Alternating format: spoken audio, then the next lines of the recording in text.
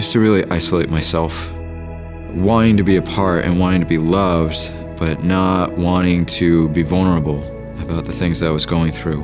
That aspect of it started to warp my perception of God.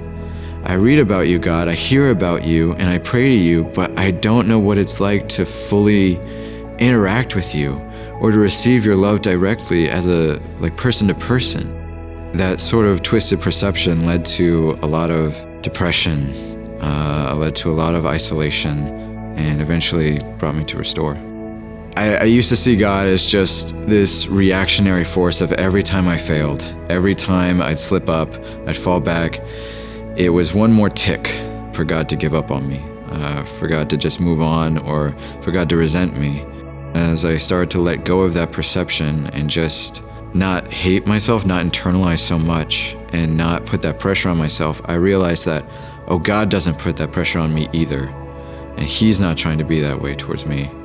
I was afraid that going back to God in this way would give me the stress again. It would give me that burden, but instead I just felt this peace.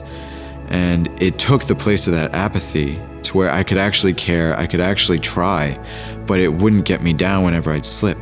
God was actually all that time waiting on me to open up, to let go, so that I could finally see Him as someone who just wanted to walk beside me and help me through that. The people that God led me to showed me this love that it caught me so off guard. The goal wasn't to compare, it wasn't to one-up, and it wasn't to preach. It was simply to know that I wasn't alone. As I had more and more interactions with these guys who were just pouring their hearts out week by week, it was just this restoration of receiving love and then being able to give it back. One of the biggest verses that we went through was the 12 verses in Isaiah 53. Some part of me beforehand would inherently take it as like a guilt trip. Reading it again in this new perception, it was like He was pierced for our iniquities. He was crushed for our transgressions.